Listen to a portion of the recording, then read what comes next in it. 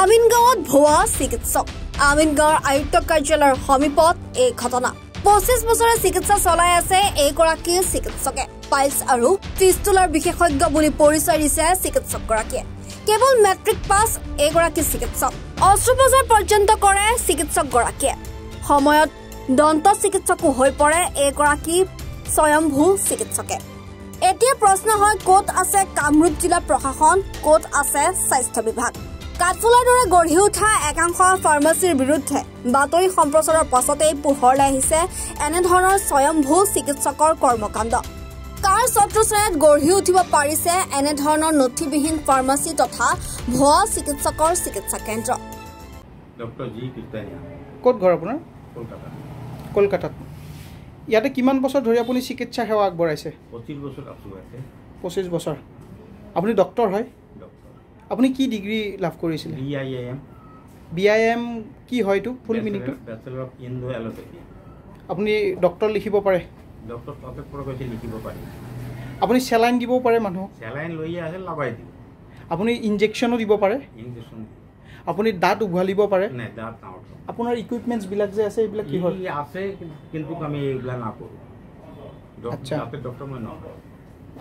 আপুনি ডক্টৰ হয় আৰু আপুনি ডক্টৰ হয় আপুনি মেট্ৰিক কিমান চনত দিছে 82 মেট্ৰিক পাছ কৰিছে আপুনি তাৰ পাছত মানে নোৱাৰিলে গৰীব সংসদ তাৰ মেট্ৰিক পাছ কৰাৰ পিছত আৰু পঢ়িব নোৱাৰিলে টকা পইচাৰ অসুবিধাৰ কাৰণে আৰু এতিয়া আপুনি ডক্টৰ হয় না পাইলছৰ কি আপুনি স্পেশালিষ্ট পাইলছৰ ঔষধ দিও কি স্পেশালিষ্ট আপুনি লইছে ডক্টৰ অমুক পাইলছৰ নেহে আয়ুৰ্বেদিক সিস্টেম কৰো সিস্টেম কৰে আয়ুৰ্বেদিক হেতু মেট্ৰিকতে শিকিছে আপুনি মেট্ৰিক পাছ কৰি উঠি ডক্টৰ হ'ল আৰু পাইলছৰ স্পেশালিষ্ট আৰু কিহৰ স্পেশালিষ্ট আপুনি না আৰ কিছু কিহৰ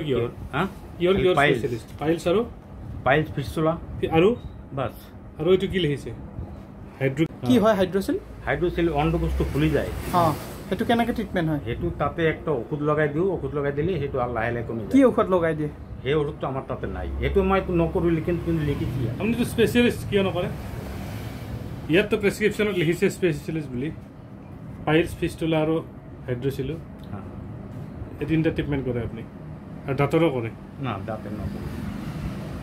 আপুনি এমবিবিএছ ডক্টৰৰ নিচিনাকৈ ট্ৰিটমেন্ট কৰি আছে ইয়াত না এমবিবিএছ নহয় কি আপুনি মেট্ৰিক পাছ কৰি উঠা এগৰাকী চিকিৎসক হয় না কি কৈছে আপুনি মেট্ৰিক পাছ কৰি আপুনি এগৰাকী ডক্টৰ হৈছে মানে প্যাৰামেডিকেল পৰা 3.5 কোৰ্স আপুনি মেট্ৰিক পাছ কৰিছে তাৰ পিছত হায়াৰ সেকেন্ডাৰী পঢ়িব নোৱাৰিলে তাৰ পিছত আপুনি ডক্টৰ হ'ল কোনে আনিলে আমিনগাঁৱত আপোনাক আমিনগাঁৱত কাৰ মই অকেলে আইছো তাতে মোৰ ভাই আইআইটি কাম কৰি আছিল এই মোৰ কলেজে তাতে ডক্টৰ হা ভাইয়ে ক'লে আপোনাক এটা ডক্টৰৰ কথা হা বেলেগ কাম নাপালে আৰু বেলেগ কাম বিচাৰি নাপালে বেলেগ কাম কি কৰিম এখন ডক্টৰ হ'ল আমিনগাঁৱৰ পৰা নয়ন দাসৰ ৰিপৰ্ট এনি ভাৰত 24 নমস্কাৰ মই অজয় ফুকন আৰু এইখিনিতে সমূহ এনি ভাৰত চেনেলটোৰ যিসকল কৰ্মকৰ্তা আছে সকলোৰে মোৰ ফালৰ পৰা শুভেচ্ছা জ্ঞাপন কৰিছোঁ অসমৰ আচলতে সংবাদ জগতত নতুনকৈ আচলতে এটি আত্মপ্ৰকাশ ঘটিছে আমাৰ নিউজ চেনেল এনি ভাৰত আৰু এনি ভাৰতৰ এটা খুব ধুনীয়া এটা অনুষ্ঠান হ'বলৈ গৈ আছে সকলোৱে জানে আমাৰ সকলোৰে মৰমৰ হাৰ্টথ্ৰব জুবিন গাৰ্গৰ গানে কি আনে আচলতে জুবিন দাৰ সেই গীতৰ আধাৰত আমাৰ হিৰুদাই লিখা সেই গীতটি গানে কি আনে এই গানে কি আনে নামৰ এটি তেওঁলোকে সাংগীতিক ৰিয়েলিটি শ্ব' কৰিবলৈ গৈ আছে আৰু 15 আগষ্টৰ পৰা গোটেই আৰম্ভ হ'ব প্ৰথম অডিশ্যন অসমৰ ধেমাজি জিলাত আৰম্ভ কৰিব গতিকে সমূহ যিসকল প্ৰতিভা আছে যিসকলে গান ভাল পায় যিসকলে তেওঁলোকৰ নিজৰ প্ৰতিভা আচলতে দেখুৱাব বিচাৰে এই ৰিয়েলিটি শ্ব'ত গানে কি আনে এই প্ৰতিযোগিতাত অংশগ্ৰহণ কৰক আৰু খুব ধুনীয়া আপোনালোকে সুবৰ্ণ সুযোগ লাভ কৰিব লগতে ইয়াতে পুৰস্কাৰ আছে বিভিন্ন ধৰণৰ উপহাৰো আপোনালোকে লাভ কৰিব আৰু লগতে এগৰাকী